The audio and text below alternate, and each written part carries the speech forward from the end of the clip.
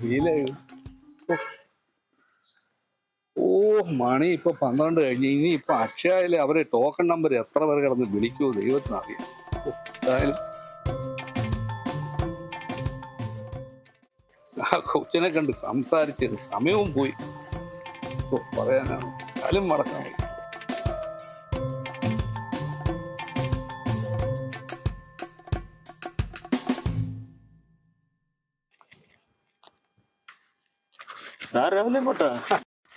ഞാൻ അക്ഷയ വരുന്ന പോവുക.